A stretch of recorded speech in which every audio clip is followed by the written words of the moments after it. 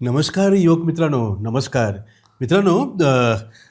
आज मल्हार कम्युनिकेशन्स प्रस्तुत hobby do B do या आपल्या लोकप्रियतेचे शिखर गाठणाऱ्या संवाद कट्ट्याचा अतिथी आहे एक ध्येयवादी, एक धडपडणारा आणि नाट्यवेडा असा हा तरुण कलावंत मित्र. त्याचं नाव आहे रंगकर्मी जय सोनार. हा आपल्या जळगावचा आहे, आपल्या मातीतला आहे, पण याला इथं आपल्या संवाद कट्ट्यावर बोलवण्याचं, आमंत्रित करण्याचं मूळ उद्देश जो आहे मित्रांनो, तो हा आहे की त्याचा जो प्रवास आहे, त्याची जी जर्नी आहे ती अत्यंत इन्स्पायरिंग आहे. त्याच्या बोलण्यातनं आपल्याला ते सगळं उलगडणारच आहे. जय सोनार नेमकी काय गोष्ट आहे. आणि आपल्या मुलाखतीचं शीर्षक आहे मित्रांनो, नाट्यकलेचा छंद देई आनंद. अर्थातच हॉबी डू बी डू हे आपलं ब्रीद, एक तरी छंद असावा. आपल्या मित्राला, तरुण मित्राला, ज्याचं वय 21 वर्षांचं आहे, त्याला नाट्यकलेचा छंद आहे आणि म्हणूनच त्यानं जळगाव सोडून पुणं गाठलं आहे. आणि तो लौकिक अर्थानं 5 वर्षांचा अभ्यासक्रम पुण्याच्या सावित्रीबाई पुणे विद्यापीठामध्ये जे ख्यातकीर्त असलेलं ललित कला केंद्र आहे, त्या ठिकाणी 12वी नंतरचा 5 वर्षांचा अभ्यासक्रम, त्यातलं 3ऱ्या वर्षाला तो आहे. ते पण आपल्याला जाणून घ्यायचं आहे की नेमक्या त्या अभ्यासक्रमामध्ये काय आहे की जे जयला त्याला त्या अभ्यासक्रमाने अट्रॅक्ट केलेलं आहे. तर असा हा अतिशय प्रयत्नवादी, आशावादी, सकारात्मक असा हा आपला रंगकर्मी मित्र आहे.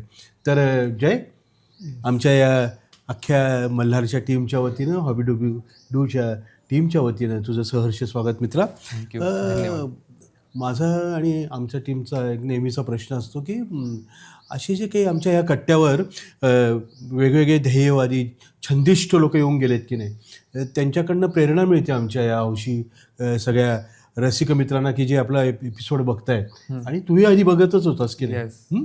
तर मला एक सांग की नाट्यकलेचा छंद देई आनंद, आनंद तर आहेच आहे, त्यात काही म्हणजे त्याचं मोजमापच नाही, नाही का? बरोबर. तर कसा हा छंद, आवड कशी निर्माण झाली, तुझं बालपण, तुझं फॅमिली, याविषयी जरा आमच्या रसिक मित्रांना अवगत कर जरा प्लीज. नमस्कार, माझं नाव जय सोनार. सरांनी ओळख करून दिली. फार मोठा नाही आहे मी, अजूनही शिकतोय. वयाच्या 20व्या वर्षी आहे. 21व्या वर्षी पदार्पण केलेलं आहे नुकतंच. आणि खरी सुरुवात होते ती घरापासून, आई वडिलांपासून ही खरी सुरुवात होते, असा मी सगळ्यांना सांगत असतो, माझ्या जवळच्या मित्रमैत्रिणींना पण. आणि काय होतं की आईवडील आपल्याला जसे मिळतात, ते घरात जे जे बोलतात, जे जे वावरतात, जे जे करतात, त्या सगळ्या गोष्टींचा प्रभाव आपल्यावर नकळत कळत पडलेला असतो. आणि त्याच गोष्टीला धरून माझी आई ही MA झालेली, म्हणजे 2005ला मी जन्मलेलो आहे. आणि असा मला तरी आठवत नाही का कुठला मुलगा ज्याची आई MA झालेली आहे. तर आणि मध्यमवर्गीय अर्थातच. तर MA झालेली आईकडनं मला फार शिकायला मिळतं. फार ती वारंवार सांगत असते की जे जे मिळतं ते शिकायचं. हे तिचं लहानपणापासूनच होतं माझ्यावर सांगितलेलं की जी संधी मिळते ती कधी सोडायची नाही. कुठली संधी छोटी किंवा मोठी नसते, ती घ्यायची असते. हे मी तिच्याकडनं नेहमी शिकत आलेलो आहे. आणि त्याच गोष्टीनं इन्स्पायर होऊन जेव्हा मी शाळेत होतो, आपल्या आराळ शाळेत होतो मी लहानपणी, अजूनही लहानच आहे, 1ली ते 10वी मी आराळ शाळेत होतो. आणि आराळ शाळेत असताना मला इतकी सुंदर शाळा मिळाली का तिथं खूप सुंदर शिक्षक होते, आहेत.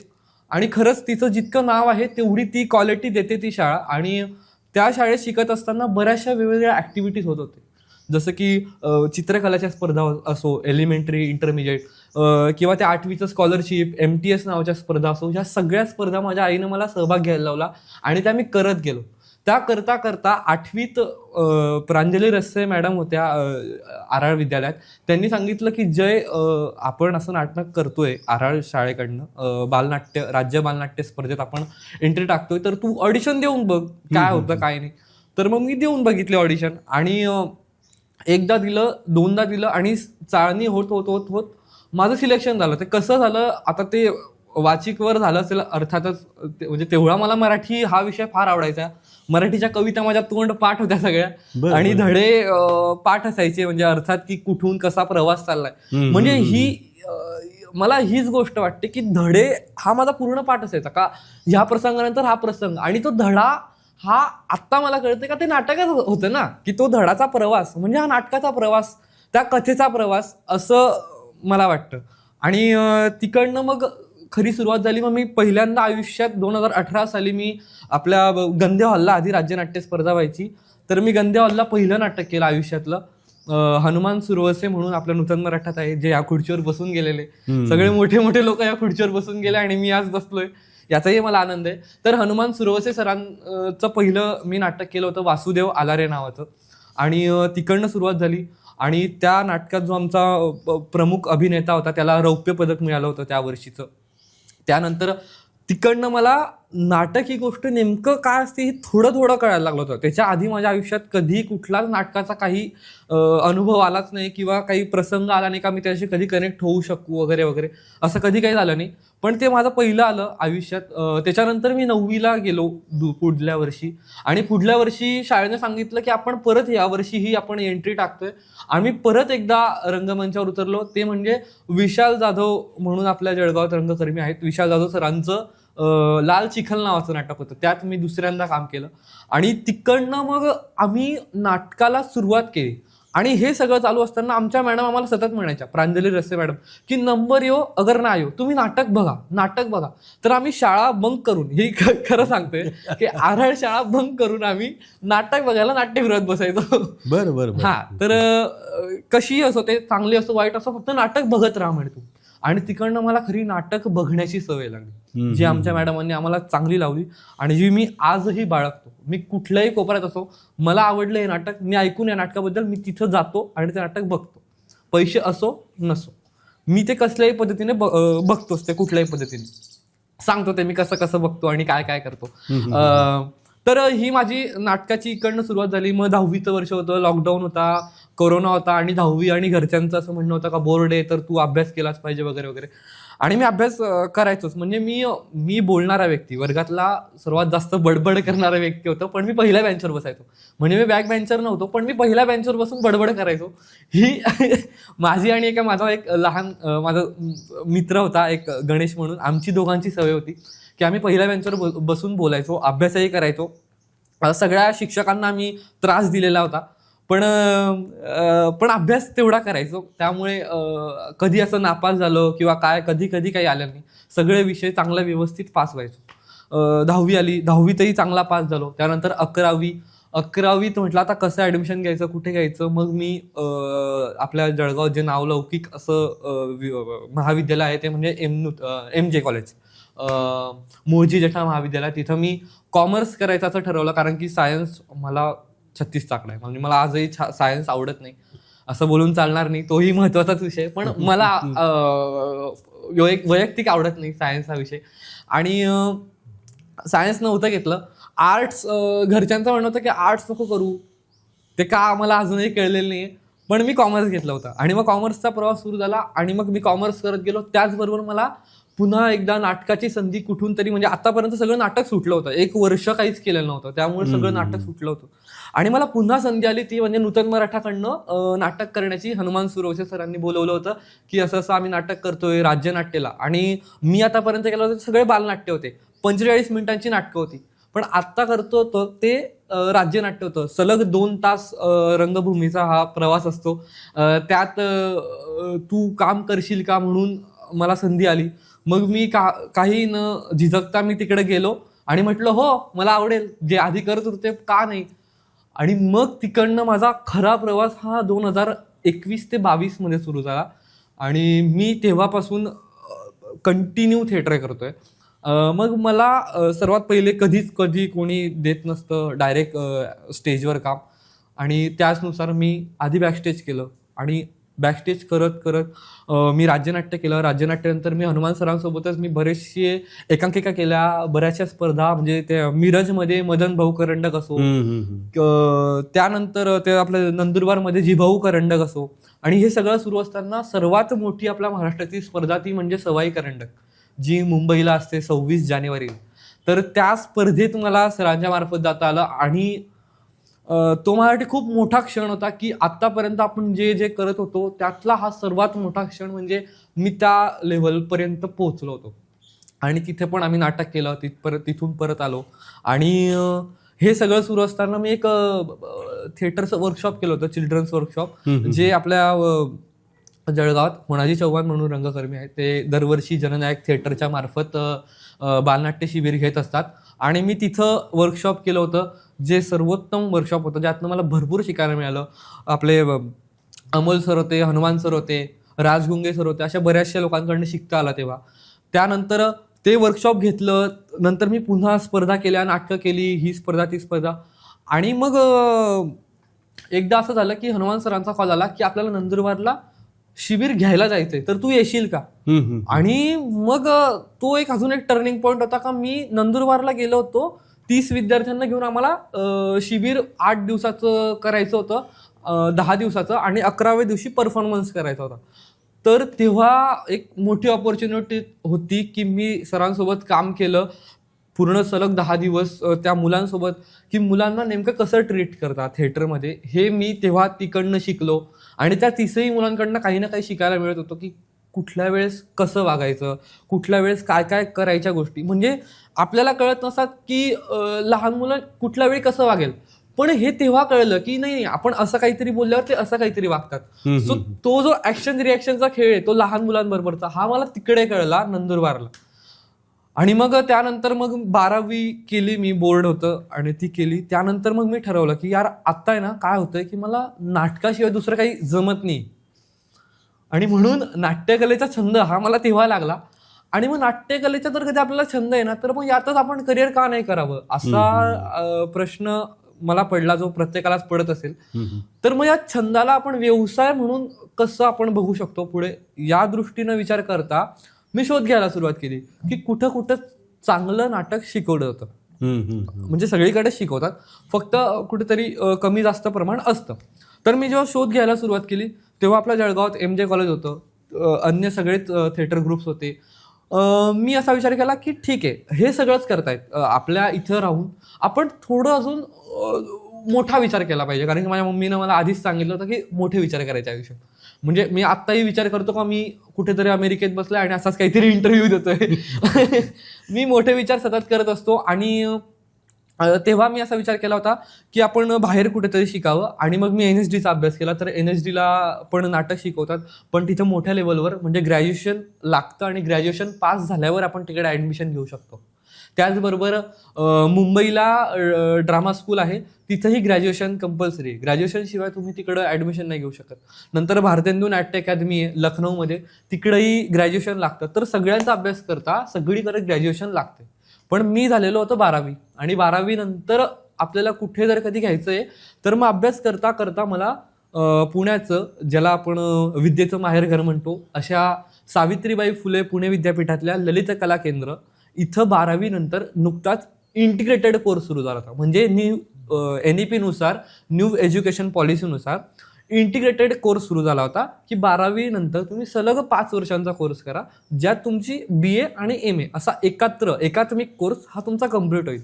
आणि मग मी तिथं ॲडमिशनची प्रोसेस सगळी उघडली का कशी असते, काय असते. यात सर्वात महत्त्वाची गोष्ट का मी आयुष्यात कधीच पुण्यात पाय ठेवलेला नव्हता, कधीच पुणे मला काय असं माहिती नव्हतं. आणि हे सगळं ऑनलाईन शोधताना म्हणजे घरच्यांना वाटायचं का मुलगा मोबाईल घेऊन बसलाय आणि काहीतरी करतोय, पण मी ते न करता मी कामाचं करत होतो हे त्यांना आत्ता कळतंय. तर मी तेव्हा पुण्यातलं शोधलं आणि मी ऑनलाईनरित्या फॉर्म भरला. आणि ऑनलाईन फॉर्म भरल्यानंतर मग तिकडनं एक लिस्ट येते की 40-45 नाही जास्त 200-300 लोकांची एक लिस्ट असते. त्यांना ऑनलाईन एक एक्झाम द्यावी लागते. आधी काहीतरी फी असते, शुल्लक 500-600 रुपये वगैरे. आणि मग एक ऑनलाईन OTT म्हणून एक्झाम असते, ज्याला मल्टिपल चॉईस क्वेश्चन असतात, 4 ऑप्शन असतात. आणि त्याच्यात नाटकाच्या निगडीत सगळे प्रश्न विचारलेले असतात की आपलं नाट्याचं केंद्रस्थान दिल्ली येथे कुठली नाट्यशाळा आहे, तर NSD. किंवा मराठी रंगभूमीवरचं सर्वात गाजलेलं नाटक सध्याच्या स्थितीत कुठलं आहे, तर वगैरे वगैरे. किंवा भरत जाधवांचं नाटकाचं असं कुठलं नाटक आहे जे सर्वात जास्त प्रचलित झालेलं आहे, तर सई रे सई वगैरे अशा या गोष्टी त्याच्यात असतात आणि त्या आपल्याला उत्तरं द्यावी लागतात. आणि ते दिलं. त्यानंतर मग एक मेल आलेला होता की तुमचं अभिनंदन, तुमचं असं असं सिलेक्शन झालं आहे, पण तुम्हाला आधी इथं इंटरव्ह्यूसाठी यावं लागेल. आणि मग जरा धास्ती झाली की आता आपल्याला इंटरव्ह्यू द्यायला तिथं जायचं आहे. आणि त्यांनी आपल्याला सोबत पाठवलेलं असतं की तुम्हाला एक स्वतःचा मोनोलॉग करायचा असतो, ज्या नाटकात तुम्ही कुठलं तरी काम केलेलं असेल. तुम्ही काम न केलेल्या नाटकातला एक मोनोलॉग, म्हणजे आपल्याला जे नाटक आवडतं, जे आपण बघितलंय त्यातला एक मोनोलॉग. एका नाटकाचा तुम्ही सेट स्केच करून आण. एका ड्रॉइंग पेजवर कुठल्या तरी काय आवडलेल्या नाटकाचा सेट ड्रॉइंग करून जावा लागतो. त्यानंतर एक कविता म्हणून दाखवावी लागते आणि एक गाणं म्हणून जावं लागतं. तर मला हा तेव्हा खूप मोठा प्रश्न होता का कविता आणि गाणं म्हणजे नेमकं मी काय करू. कविता आणि गाणं हे सारखंच असतं, कारण की मला तेव्हा असं वाटायचं कविता आणि गाणं सारखं असतं, पण नाही. कवितेला अशी कुठली ठराविक चाल नसते. कविता ही कधी मुक्त छंद असते किंवा ती रायमिंग स्कीमवर जोडलेली असते. आणि गाणं हे गाणं त्या त्या पट्टीत त्या त्या स्केलमध्ये हे म्हणता आलं पाहिजे. ते त्याला आपण गाणं म्हणतो. तर कविता आणि गाणं ह्या दोन वेगवेगळ्या गोष्टी हे तेव्हा त्या ऑडिशनच्या वेळेस क्लिअर झाल्या होत्या. तर हे असं सगळं असतं. आणि मग मी तेव्हा आयुष्यात पहिल्यांदा मी पुण्यात पाय ठेवला आणि त्या इंटरव्ह्यूच्या दिवशी, ज्या दिवशी माझा इंटरव्ह्यू होता आणि विद्यापीठात पोहोचलो. एक आपल्या जळगावची सिनियर आहे प्रज्ञा माया म्हणून, हेमंत माळी म्हणून, यांनी मला मदत केली का तिथपर्यंत कसं पोचायचं, काय करायचं. आणि त्या सगळ्या प्रवास करत करत करत मी तिथपर्यंत पोहोचलो. ते ऑडिशन दिलं आणि काही दिवसांनी रिझल्ट लागला. आणि एक 15 मुलांचा तो रिझल्ट लागतो. दरवर्षी ते 15 मुलांचीच बॅच घेतात आणि त्यात माझा 7वा नंबर लागला होता.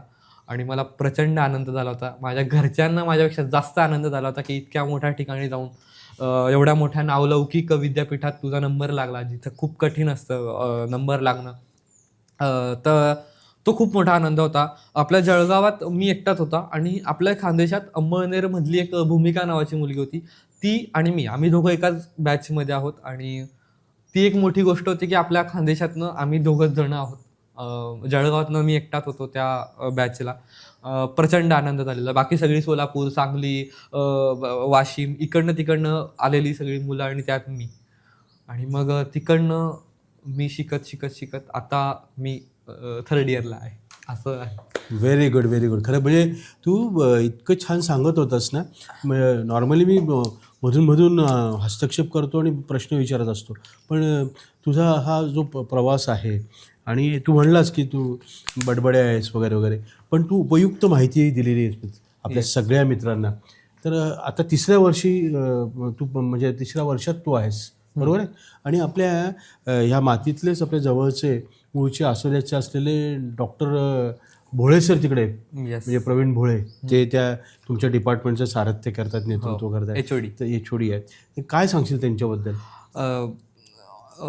सर्वात पहिले त्याच्यानंतर सांगतो की तिकडं गेल्यावर म्हणजे आता इतकं मी 2005 ते 2021 पर्यंत आपल्या जळगाव शहरात वाढलेला. इकडचे सगळे आपल्याला रस्ते माहिती आहे, इकडचे माणसं माहिती आहे, सगळं इकडचं माहिती आहे. आणि तिकडे गेल्यावर एकदम एवढं झालं होतं.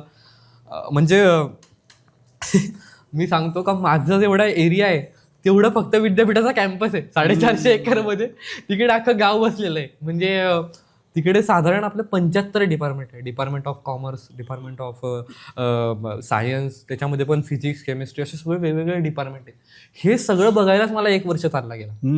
आणि तो कसा गेला अजून पण मी त्याच ह्याच्यात आहे की तो कसा गेला 1 वर्ष, की तिथं इतकं बघण्यासारखं आहे का मी प्रत्येक वेळेस माझ्या घरच्यांना किंवा माझ्या रिलेटिव्हला सांगतो का तुम्ही विद्यापीठात या, तर मी त्यांना असं नाही सांगत का तुम्ही 1 दिवस या. मी त्यांना सांगतो 2 ते 3 दिवस काढून या. 1 दिवसात विद्यापीठ फिरणं हे शक्यच नाही.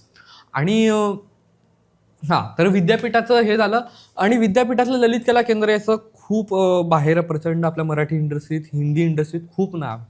आणि ते का नाव आहे तर ते सतीश आळेकर सरांमुळे, ज्यांनी महापूर, महानिर्वाण सारखी प्रचंड मोठी मोठी नाटकं लिहिली. बेगम बर्वे, म्हणजे मी तुम्हाला सांगतो की आत्ता मराठी रंगभूमीवर ॲट अ टाइम 4 नाटकं सुरू आहे जी 1975च्या सालातली नाटकं आहे. महापूर, महानिर्वाण, अतिरेकी, बेगम बर्वे, ही 4 नाटकं त्या माणसाची आत्ता सुरू आहे. यस. तर ते इतकं मोठं नाव आहे आळेकर सर की काय सांगू. आणि त्यांचं जेव्हा आपण वाचतो ना, त्यांचे लेख किंवा त्यांच्या नाटकावरची समीक्षणं, पुस्तकं किंवा त्यांच्याच नाटकावर कोणीतरी समीक्षा केलेली आहे अशी पुस्तकं, तेव्हा आपल्याला त्या माणसाची डेप्थ कळायला लागते, सतीश आळेकर सरांची. आणि त्याच्यापेक्षा जास्त अभ्यास केलाय तो म्हणजे आपल्या जळगावच्या आसोद्याच्या, तुम्ही म्हटलं त्याप्रमाणे, प्रवीण भोळे सरांचा प्रचंड मोठा अभ्यास. मला वाटतं ते ललित कला केंद्राचंच प्रॉडक्ट आहे ना, ते शिकलेत. हो सर, हे सर आळेकरांची पहिली का दुसरीच बॅच होती तेव्हा सर तिकडे शिकलेले आहेत, भोळे सर. आणि ते तिकडे शिकले, मग त्यांची जर्नी तर फारच अजून वेगळी, का ते तिकडच लायब्ररीत जॉबला लागले आणि मग त्यांनी तर डिपार्टमेंट कसं हातात घेतलं आणि ते आतापर्यंत त्यांनी किती चांगली चांगली मुलं घडवली आहेत आणि जे चांगली चांगली कामं करतायत इंडस्ट्रीत. आणि त्यांच्या हाताखाली मी शिकतोय, हाताखाली म्हणण्यापेक्षा त्यांच्या सावलीखाली. तर मी असं म्हणत होतो की इतकं मोठं शहर आहे, इतकी मोठी जागा आहे, इतका मोठा कॅम्पस आहे आणि कॅम्पसला इतका चांगला व्यक्ती आहे. का तर मी तिथं गेलोय तर मला आता तिसऱ्या वर्षाला, आणि तिसऱ्या वर्षापर्यंत मला कधी माझ्या वडिलांची कमी त्यांनी पडू दिली नाही. इतका चांगला व्यक्ती मला तिथं मिळाला, ते म्हणजे भोळे सर. तर भोळे सर हे प्रत्येक वेळीस अडीअडचण असली तर तरीही ते विचारतात की काय झालं, काय नाही. आणि कुठलेही म्हणजे पर्सनल इश्यू असो, डिपार्टमेंटचा इश्यू असो, कुठलाही काही असो, त्यांच्याकडे घेऊन जात, त्यांच्याकडे उत्तर असेल आणि समाधानपूर्वक उत्तर असेल. आणि त्यांची ट्रीटमेंटच खूप चांगली असते. आणि त्यांचे सर्वात महत्त्वाचे त्यांचे जे अनुभव आहे ना, त्या अनुभवातनंच ते इतकं चांगलं रंगवत गोष्टी सांगत जाताना की आपल्याला आपल्या प्रश्नांची उत्तर सहजच मिळून जातात की वा. जय, मी पण आमच्या परिवारासह ललित पौर्णिमा नावाचा जो तुमचा उत्सव असतो तो कलेचाच उत्सव असतो नाही, कलेचा जागर. त्या निमित्ताने दिवाळीनंतरची जी पहिली पौर्णिमा असते, आमच्या मित्रांना आणि सगळ्या रंगकर्मींना नक्की जाणून घ्यायला आवडेल की काय नेमकं तिथं असतं. आणि सगळे आजी माझी विद्यार्थी येतात आणि परफॉर्म करतात, क्या बात आहे. ते आमचे सगळे अख्खी रात्र सार्थकी लागली त्या ठिकाणी. सांग बरं जरा त्याबद्दल. ललित पौर्णिमा हे भोळे सरांनी जेव्हा आपला लॉकडाऊन पिरियड होता, कोरोना पिरियड होता, तर तेव्हा इन्व्हेन्शन केलंय त्या गोष्टीचं. तर ते कसं की नाटक म्हणजे ललित कला केंद्रात नाटक शिकवलं जातं आणि जेव्हा लॉकडाऊन लागलं तर ते ऑनलाईनरित्या शिकवायला सुरुवात झाली. पण नाटक ही अशी गोष्ट आहे का जी ऑनलाईन शिकवू शकत नाही. म्हणजे थिएटर ही अशी गोष्ट जी प्रॅक्टिकल आहे ना. बरोबर. प्रॅक्टिकल गोष्टी ऑनलाईन कसं करणार. म्हणजे जर एखादी नाटक मला आत्ता बघायचंय, म्हणजे अधांतर सारखं नाटक आहे किंवा सर्वात पहिलं मराठी रंगभूमीवरचं सीता स्वयंवर नावाचं नाटक आहे, जे मला आत्ता बघायचंय, तर ते मला फोनमध्ये बघावं लागतंय, कुठल्या तरी युट्यूबवर शोधून किंवा कुठल्या तरी सोशल मीडियावर शोधून ते बघावं लागतंय. पण नाटक ही मुद्दा असा आहे का जो समोरूनच बघण्याची गोष्ट आहे. त्याला कुठल्या तरी असं स्क्रीनवर बघितलं म्हणजे ते मूवीच झाला ना. मूवी बघायला काय अडचण आहे किंवा स्क्रीन रील्स स्क्रोल करायला काय अडचण आहे. एक्झॅक्टली. येस. तर परफॉर्मिंग तर ललित कला केंद्राचं एक इंग्लिश नाव असं आहे की centre for performing arts. Performing म्हणजे काय, तर प्रयोग कला. तर नाटकावर आपण नेहमीच काही प्रयोग करत असतो. तर ललित पौर्णिमा. तर दिवाळीच्या नंतर म्हणजे जेव्हा लॉकडाऊन वगैरे सगळं संपलं होतं आणि सगळं व्यवस्थित सुरळीत चालायला लागलं, तेव्हा सरांच्याच मनात एक थॉट आला की आपण ललित पौर्णिमा नावाची एक पौर्णिमा केली पाहिजे, ज्यात रात्रभर म्हणजे रात्री 9 वाजेपासून सकाळी 9 वाजेपर्यंत 8 वाजेपर्यंत सगळे ललितचे माजी विद्यार्थी आहेत, जे पासआउट झालेले आहेत आणि जे इंडस्ट्रीत चांगलं चांगलं काम करत आहेत, त्यांना बोलवून आपण त्यांचं सादरीकरण बघितलं पाहिजे, जेणेकरून जे आत्ताचे नवीन विद्यार्थी त्यांना बघायला मिळेल की नेमकं बाहेर हे कसं काम करताय, ते काय काम करताय. त्याचबरोबर त्यांच्याशी संवाद साधायला मिळेल. कारण की बाहेर ते कुठे भेटले तर ते नेमकंच कुठल्या तरी शूटमध्ये असतात किंवा कुठल्या तरी प्रयोगात असतात, तर कामात असतात, त्यांच्याशी बोलता येत नाही. तर ते ललित पौर्णिमेला आपल्याला त्यांच्याशी संवाद साधता येतो. आणि जशी आपल्या साधारण लोकांची दिवाळी असते तशी ती आमची दिवाळी असते, ललित कला केंद्राची दिवाळी असते. म्हणून आम्ही तिथं 12 वाजता रात्री आम्ही तिथं दीप प्रज्वलन करत असतो. असं दिव्याची रांगोळी काढलेली असते पूर्ण कॅम्पसमध्ये. आणि आपले कुलगुरू आलेले असतात विद्यापीठाचे, कुलगुरू आलेले असतात, रजिस्टर आलेले असतात, त्यांच्या हस्ते त्याचं उद्घाटन होत असतं आणि खूप सुंदर असं सजावट केलेली असते. यावेळेला म्हणजे साक्षात आळेकर सर पण होते, म्हणजे सुचिता भिडे चाफेकर मॅडम होत्या की ज्यांनी तिथं एक नृत्यगुरू म्हणून सुद्धा काम केलेलं हो. आहे चाफेकर मॅडम वगैरे, येस. नाही का? तसेच सगळेच म्हणजे आता यावर्षी आपण तुम्ही होतात तर बरोबर. अनिता दाते ताई आहे हो. जी आलेली होती, त्यांचं वेड्या कविता नावाचं नाटक होतं. नंतर आपलं जितेंद्र जोशीची बायको म्हणजे मिताली जोशी, ती पण होती त्या नाटकात. ते भोळे सरांनीच बसवलेलं नाटक होतं. त्यानंतर संकेत खेडकर म्हणून आमचं पासआउट आहे, त्याचं माईम होतं. रुचिका खोत म्हणून आमची पासआउट आहे ताई, तिचा एक परफॉर्मन्स होता. तर असे हे सुंदर सुंदर परफॉर्मन्स आम्हाला तेव्हा बघायला मिळतात.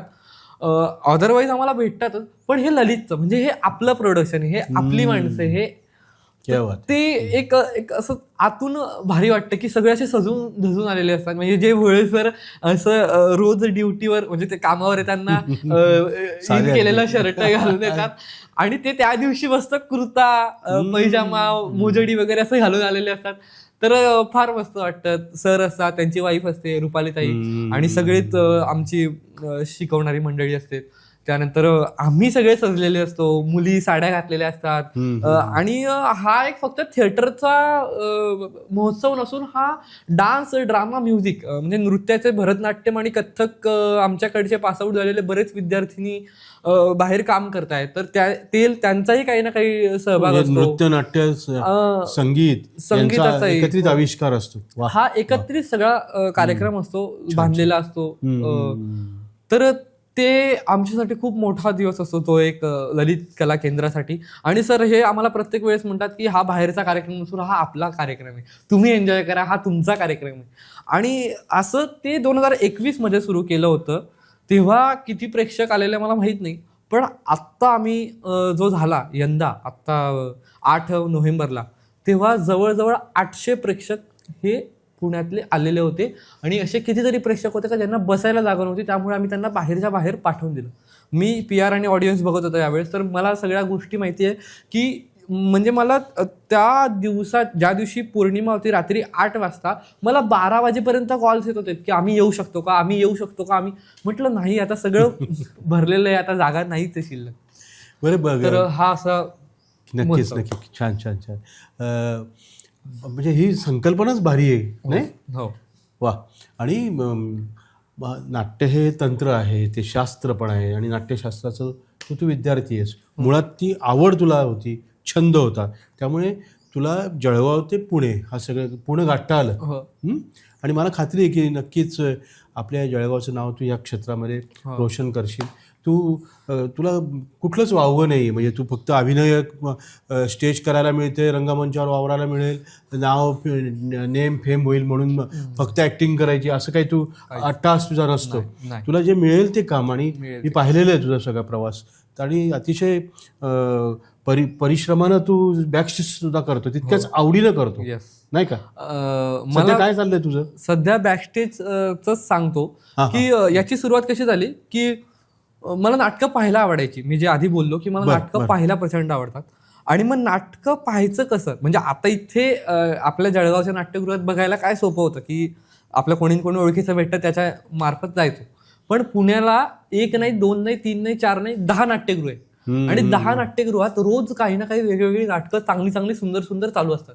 पण ती बघायची कशी, आणि ती बघायची म्हटलं तर 200 रुपये, 300 रुपये, 500 रुपये, मोठ्या मोठ्या नाटकांना 1000 रुपये असे तिकीट राहतात. आणि मग आपण मध्यमवर्गीय घरातनं इतक्या लांबून 400 किलोमीटरवरून इथं आलोय, आणि घरचे आपल्याला जे काही थोडेफार पैसे पाठवतात ते आपल्याला आपलं खाण्यातच विकतात. मग नाटकाला कुठून वेगळे पैसे काढायचे बघायला.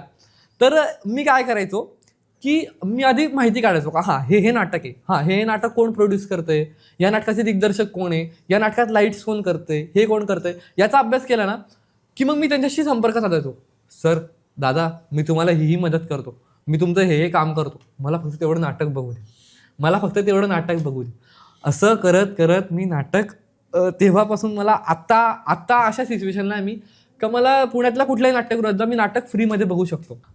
तर मग मला नाटक बघण्याची सवय लागली. आणि त्याच्यासाठी मग मी अशा संस्था ज्या नाटक करतात, असे डिरेक्टर्स यांना भेटू लागलो. आणि मग मला तेव्हा वाईड विंग्स मीडिया म्हणून एक पुण्यात महाराष्ट्रातच एक मोठं नाव आहे, वाईड विंग्स मीडिया म्हणून, का जे नाटकं प्रोड्यूस करतात. म्हणजे आत्ता जे महापूर नावाचं नाटक चालू आहे आळेकर सरांचं, तेही त्यांनीच प्रोड्यूस केलंय. त्यानंतर सुखन नावाचा एक खूप सुंदर शो आहे, गझल आणि कव्वाली आणि शेरो शायरी याच्यावरचा आपला ओम भूतकर दादा आहे, त्याचं खूप सुंदर हा एक परफॉर्मन्स आहे, तो सगळ्यांनी बघितला पाहिजे. सुखन नावाचा शो आहे, हिंदी आणि उर्दू या दोघं भाषेतला हा शो आहे. तर तो मला कार्यक्रम बघायचा होता. त्यासाठी मी व्हाईट विंग्सच्या यांना भेटलो, जे लोक तिथं काम करतात, की म्हटलं मला हे बघायचं आहे, तर मी तुम्हाला काही मदत करू शकतो का? ठीक आहे म्हणे, तू या दिवशी या वेळेत तिकडं ये आणि तू कर. मग मी पहिल्यांदा तेव्हा काम केलं आणि तेव्हा लगेच ते सगळं झाल्यावर मी त्यांना सांगितलं की मी पुढच्या वेळेस पण असं काही असलं तर मला सांगा. आणि मग त्यातनं मला मानधन पण भेटायला लागलं, म्हणजे काम पण करत गेलो, त्यातनं पैसे मिळत गेले आणि महत्वाचं म्हणजे ते मला बघायला मिळत गेलं सगळ्याच गोष्टी. म्हणजे आयुष्यावर बोलू काही असो किंवा ते आपलं यांच्या वैभव जोशींच्या त्या कविता लाभले आम्हाचं भाग्य, तर अशा सगळ्या गोष्टी मला बघायला मिळाल्या त्या म्हणजे वाईड विंग्समुळे. त्याचबरोबर मला एक अजून संस्था मिळाली, ती म्हणजे चिकू पिकू नावाची. लहान मुलांना आज पण जर कधी आपण युट्यूब आणि या गोष्टी दाखवतो तर ते चिकू पिकूच्या गोष्टी, चिकू पिकूच्या कविता ह्या आपण दाखवत असतो. तर मी चिकू पिकूला जॉईन झालो.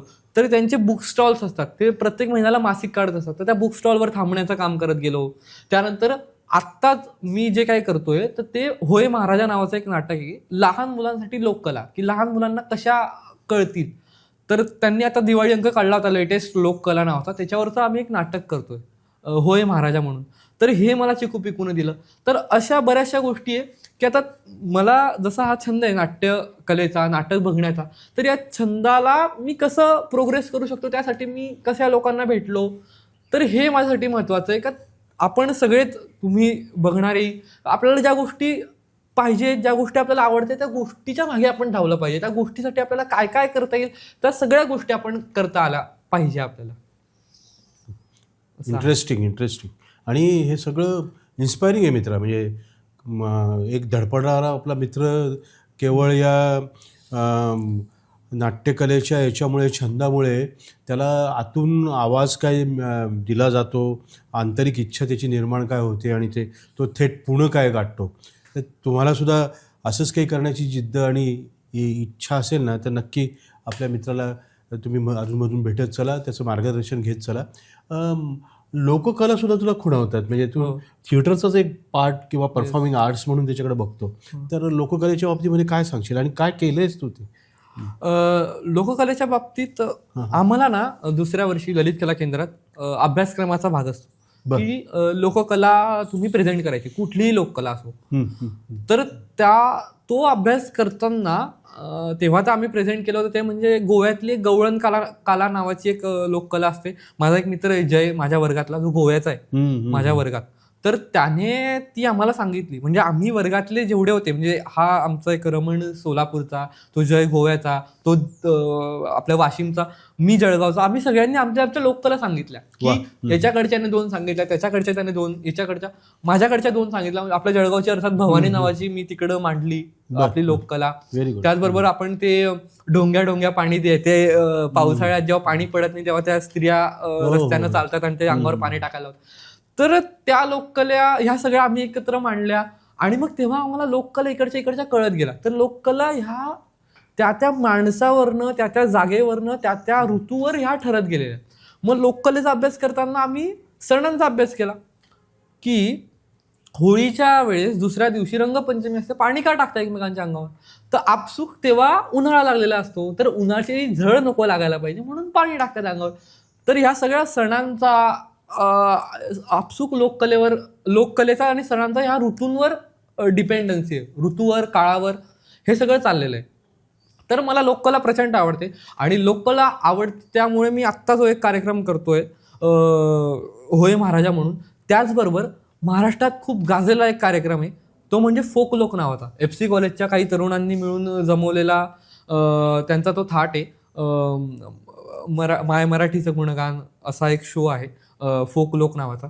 तर मी त्यांच्यासोबत आता बॅकस्टेज करतोय आणि त्यांच्याकडनं मला बऱ्याचशा गोष्टी शिकायला मिळत आहे. म्हणजे तो मुकुल दादा म्हणून आहे, जो ज्याने सगळं लिहिलंय, त्याने सगळे गाणे लिहिले, त्यातले कंपोज केलेत आणि त्याने स्वतः ते डिरेक्ट पण केलंय आणि तो स्वतः परफॉर्म पण करतोय. तर सगळ्यांकडनं काही ना काही शिकायला मिळतं आणि मी आता मागचे 10 प्रयोग झाले, मी त्यांच्यासोबत काम करतो आणि पुढेही असेच त्यांच्यासोबत काम करत राहणार आहे. आणि लोककला शिकताना म्हणजे मला तरी फार आवडतं. तर तुम्ही पण त्याचा अभ्यास करा, लोककलेचा वेगवेगळ्या आपल्या महाराष्ट्रातल्या, आपल्या जळगावातल्या लोककलेचा अभ्यास करा. फार छान, फार छान. म्हणजे आपण तो साऊथचा तो कांतारा सिनेमा बघतो, तर तो का हिट होतो, तर त्या लोककलेमुळे. म्हणजे ती जी थय्यम नावाची जी लोककला आहे, तर ती लोककला किती सुंदर आहे ना, तर त्यामुळे तो सिनेमा हिट होतो. म्हणून लोककला ही फार महत्वाची. मुळात लोकसंस्कृती, लोककला हेच आपलं मूळ आहे की नाही? हो, नाही का? अतिशय रिच आहे ते. हो. आणि हेच आपलं सोनं आहे. वा वा वा.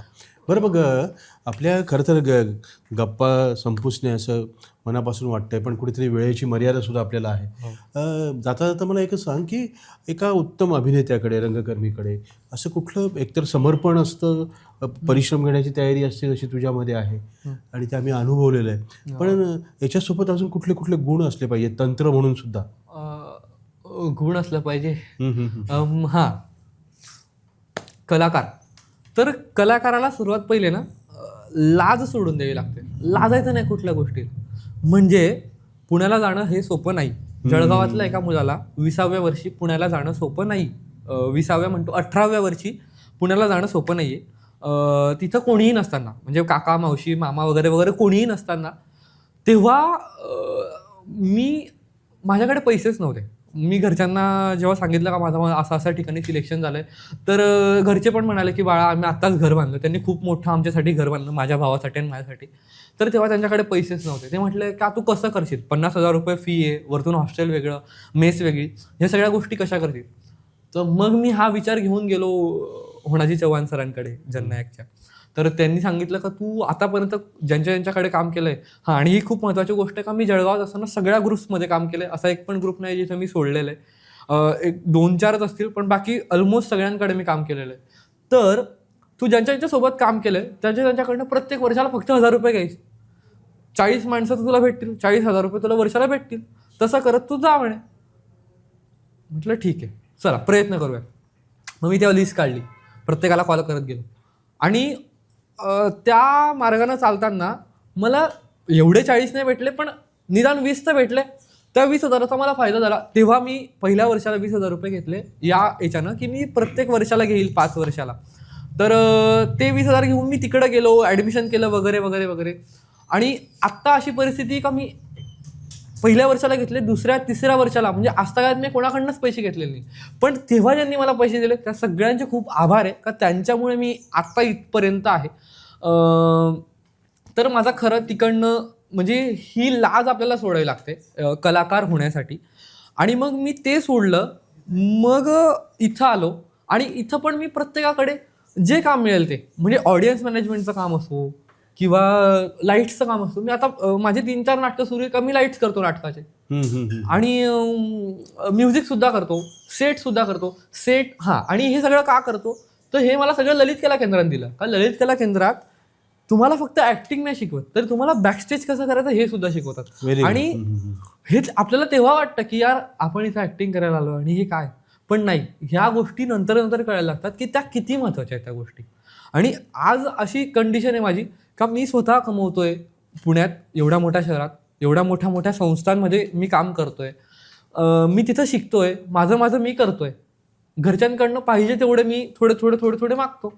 बाकी माझे जे पर्सनल खर्च आहे, म्हणजे मोबाईलचा खर्च असेल, रिचार्जचा, किंवा माझं जेवण असेल, माझं राहणं असेल, हॉस्टेलची सर्वात कमी फी आहे. म्हणजे पुण्यात मला एक सर्वात चांगली गोष्ट आहे की मी ज्या विद्यापीठात शिकतोय, सावित्रीबाई फुले पुणे विद्यापीठात, तिकडे फक्त 6,000 रुपये वर्षाची फी आहे हॉस्टेलची, 500 रुपये, ज्यात सगळं गिझर आहे, रूम्स आहेत, बेड्स, सगळं व्यवस्थित आहे.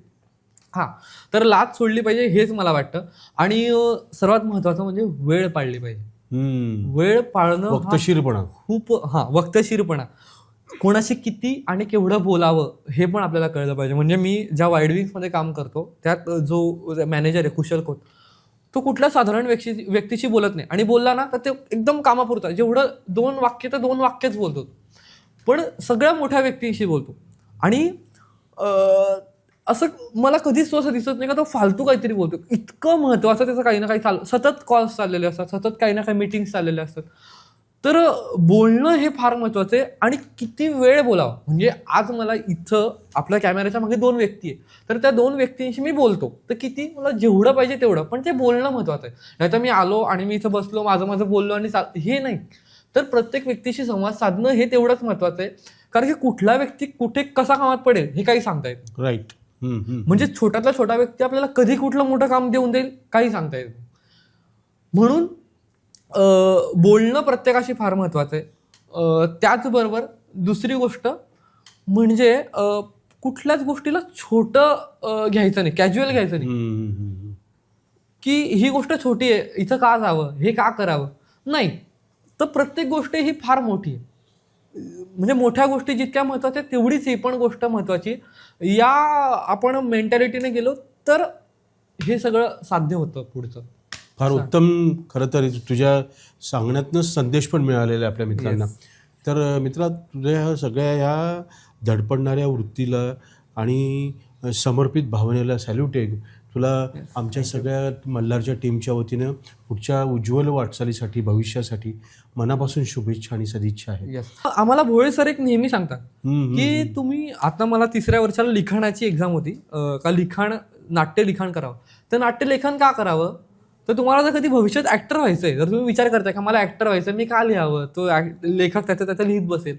पण नाही, की ॲज अन लेखक म्हणून ऍक्टिंगचा कसा वापर करते, म्हणजे लेखक हा ऍक्टरकडनं काय अपेक्षित करतो त्याचा जो विचार आहे तो मला ॲज अ ऍक्टर म्हणून लेखन करताना होईल.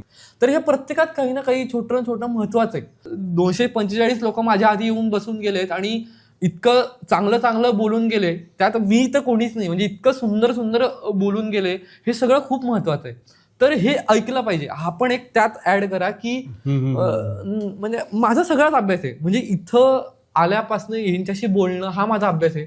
माझ्या घरचे म्हणतात की तू सतत इथं जळगावला येतो, मग तुझा अभ्यास सोडून येतो का, तर अभ्यास सोडून नाही येत मी, हा माझा अभ्यास आहे.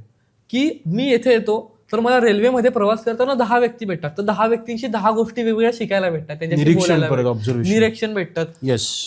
सीधा आपण बाजारात गेलो भाजी घ्यायला तर 10 लोक भेटतात, त्यांची राहणीमान, ते कसं बसतात, ते कसं बोलतात, हे जर कधी मला कुठे कॅरेक्टर मिळालं तर या गोष्टींचा अभ्यास होईल. म्हणून मी प्रत्येक गोष्टी शिकत असतो. आणि ह्या सगळ्या जे मी बडबड केली या सगळ्या गोष्टीचा सर्वात महत्वाचं म्हणजे वाचन. कलाकाराला वाचन फार फार फार महत्वाचं आहे. म्हणजे तुम्ही हे अंडरलाईनच करून घ्या की वाचनाशिवाय काही नाही. वाचाल तर वाचाल. माझं स्वतःचं वाचन कमी आहे, पण मी हे सांगतोय. पण मी जेवढं काही वाचलंय अप्रतिम. म्हणजे शिवाजी सावंत सारखे एक मोठे लेखक आहे जे मृत्युंजय सारखी एक मोठी कादंबरी लिहून जातात. त्यानंतर दया पवारांसारखी एक मोठी लेखिका आहे ज्यांनी बलूत नावाचं एक पुस्तक लिहिलंय. हे खूप मोठं साहित्य आहे आपल्याकडचं. बरं, ते आता आपल्या कोल्हापूरचे एक कोणीतरी आहे, त्यांनी रिंगाण नावाचं एक पुस्तक लिहिलंय, खूप सुंदर. तर ह्या सगळ्या गोष्टी वाचल्या पाहिजे आणि सगळं वाचलं पाहिजे. आपल्या मराठीतल्या पुलं वाचले पाहिजे, कुसुमाग्रज आपण ज्यांना म्हणतो, विवार शिरवाडकर यांना वाचलं पाहिजे. सगळ्या कविता, सगळ्या कथा ह्या वाचल्याच पाहिजे. हे खूप महत्वाचं आहे, आपल्याकडचं तर खूप महत्वाचं आहे. आणि त्याचबरोबर मराठीत आपण पिक्चर बघितलं पाहिजे. चांगले पिक्चर आहे, लक्ष्याने केलेले, भरत जाधवांनी केलेले, सिद्धार्थ जाधवांनी केलेले. आत्ता आपल्या पद्मश्री भेटला अशोक सराफांची मूव्हीज बघितले पाहिजे, हिंदी मूव्हीज बघितले पाहिजे. आमिर खान सारख्या एका चांगल्या नटाची आपण सगळे पिक्चर बघितले पाहिजे. तो म्हणजे माझा फेवरेट ऍक्टर जर कोणी कंटेंट वाईज परफेक्शन बाबतीत आमिर खान, त्याची सगळी पिक्चर बघितले पाहिजे. शाहरुख खानला काय का क्रेज आहे तर त्याची सगळी पिक्चर बघितले पाहिजे. तेव्हा आपल्याला कळतं की आपण भारत सोडून कुठल्या बाहेरच्या देशात जातो तर बाकी काही नाही विचारणार, शाहरुख खान एवढंच विचारतात. म्हणजे किती क्रेज आहे त्या माणसाचा हे आपल्याला त्यांचे पिक्चर बघून कळतं. त्याचबरोबर वेगवेगळ्या सिरीज बघितल्या पाहिजे. मनी हाईस्ट नावाची एक नेटफ्लिक्सला सिरीज आहे सर, तुम्ही पण बघा. मनी हाईस्ट नावाची एक सिरीज आहे नेटफ्लिक्सला की म्हणजे साधी सुधी चोरी नाही बरं, कुठल्या तरी घरात जाऊन किंवा बँकेत जाऊन जिथं नोटा छापल्या जातात तिथं जाऊन चोरी करणं, ही किती मोठी गोष्ट आहे. का तिथल्याच आम्ही नोटा छापू आणि आम्हीच घेऊन जाऊ. तर मनी हाईस्ट. आणि आत्ता आज एक नवीन सिरीज रिलीज झाली स्ट्रेंजर थिंग्स नावाची, ती बघी. गेम ऑफ थ्रोन्स, खूप यांच्यातनं खूप शिकण्यासारखं आहे. ह्या सगळ्या मोठ्या म्हणजे महाराष्ट्रातलं शिकलं पाहिजे, भारतातलं, भारताच्या बाहेरचं ह्या सिरीजचा अभ्यास केला पाहिजे, हे शिकलं पाहिजे. हे सगळं महत्वाचं आहे. असं आहे. क्या बात आहे. ह्या टिप्सच आहेत मित्रांनो. तर पुन्हा एकदा तुला पुढच्या वाटचालीसाठी आमच्या सगळ्या टीमच्या वतीनं मनापासून शुभेच्छा. तू आज संवाद कट्ट्यावर आलास आणि फार मस्त गप्पा झाल्या येस. आणि मुख्य म्हणजे या पिढीसाठी बघणाऱ्या सगळ्यांसाठी उपयुक्त अशा त्या गप्पा आहेत. येस. धन्यवाद.